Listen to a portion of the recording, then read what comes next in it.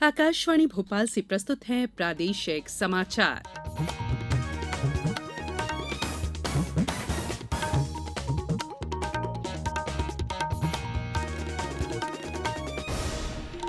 नमस्कार, समाचारों के साथ मैं संयुक्ता बैनर्जी। ग्रामीण विकास और पंचायती राज मंत्री गिरिराज सिंह ने आज नई दिल्ली में आजादी से अंत्योदय अभियान का शुभारंभ किया।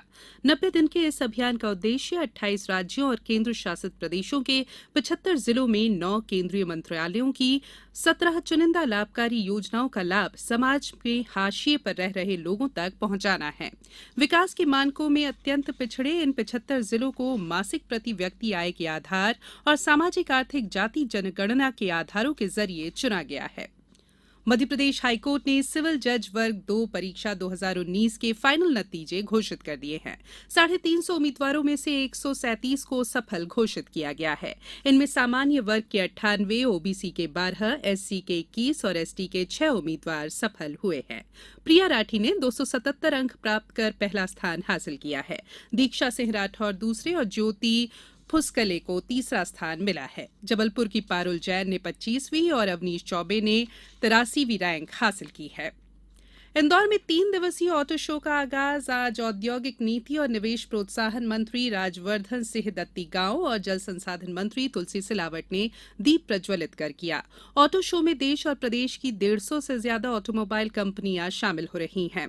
मध्यप्रदेश औद्योगिक केंद्र विकास निगम इंदौर के प्रबंध संचालक रोहन सक्सेना ने बताया कि पहले दिन ऑटोमोबाइल उद्योग से भारत के आर्थिक विकास को गति विषय पर परिचर्चा का आयोजन होगा। 28, 29 और 30 अप्रैल को इंदौर में सुपर कॉरिडोर पे और नेटट्रैक 2 जगह आयोजित किया जा रहा है। इसका मुख्य उद्देश्य ये है कि मध्य प्रदेश को ऑटोमोबाइल इंडस्ट्री के हब के रूप में विकसित करना है हमको, और यहाँ पे एक इकोसिस्टम डेवलप करना है जिससे ज्यादा से ज्यादा जो ओरिजिनल इक्विपमेंट मैन्युफैक्चरर्स हैं और जो कंपोनेंट मैन्युफैक्चरर्स हैं वो यहाँ पर आए और इन्वेस्ट करें, और यहाँ पे जो ऑटोमोबाइल सेक्टर जो ऑलरेडी यहाँ की स्ट्रेंथ है उसको और बढ़ावा मिले। मध्यप्रदेश भारतीय जनता पार्टी के कोर ग्रुप की बैठक दिल्ली में हो रही है। इस बैठक में भाग लेने के लिए मुख्यमंत्री शिवराज सिंह चौहान समेत कई मंत्री और प्रदेश भाजपा के पदाधिकारी दिल्ली पहुंच गए हैं। भाजपा कोर ग्रुप की ये बैठक इसलिए भी अहम मानी जा रही है क्योंकि 22 अप्रैल को केंद्रीय गृह मंत्री अमित शाह भोपाल प्रवास पर आए थे। उन्होंने प्रदेश के बड़े नेताओं और मंत्रियों की बैठक ली थी। इसके बाद अब कोर ग्रुप की बैठक दिल्ली में बुलाई गई है। बैठक में शिवराज कैबिनेट में फेरबदल और विस्तार पर भी फैसला हो सकता है। शहडोल जिले में पशुओं के इलाज के लिए पशुपालन विभाग नई व्यवस्था कर रहा है। इसके बाद पशुपालकों को अस्पतालों के चक्कर नहीं लगाने पड़ेंगे, बल्कि गांव में उनके दरवाजे पर ही पशुओं का इलाज होगा। इसके लिए ब्लॉकवार 5 मोबाइल वेटनरी यूनिट संचालित की जाएगी। ये यूनिट एक वाहन में होगी और फोन लगाते ही पशुपालकों के दरवाजे पर पहुंच जाएगी। इसमें पशु चिकित्सा अधिकारी, पैरा वेटनरी स्टाफ और चालक होंगे। केंद्र सरकार इस पशु स्वास्थ्य और रोग नियंत्रण योजना के लिए धन मुहैया करा रही है। बात करेंगे मौसम की। प्रदेश में इन दिनों भीषण गर्मी पड़ रही है। दिन में ऐसा लगने लगा है मानो आसमान से आग बरस रही हो। दोपहर में सड़कें पूरी तरह सूनी हो जाती है। आज भी गर्मी के तेवर तीखे बने हुए हैं। कई शहरों में लू की स्थिति है। कल प्रदेश के राजगढ़ शहर में अधिकतम तापमान 45.6 डिग्री सेल्सियस दर्ज किया गया।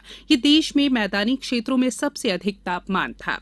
भोपाल का अधिकतम तापमान 42.8 डिग्री रिकॉर्ड किया गया, जो कि सामान्य से 2 डिग्री अधिक रहा।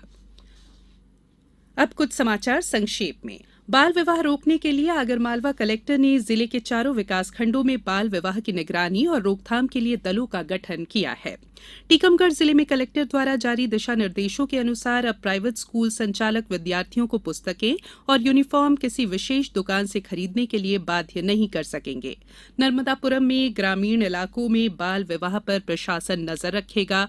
एसडीएम मदन सिंह रघुवंशी ने बाल विवाह की जानकारी नहीं छिपाने की अपील की है।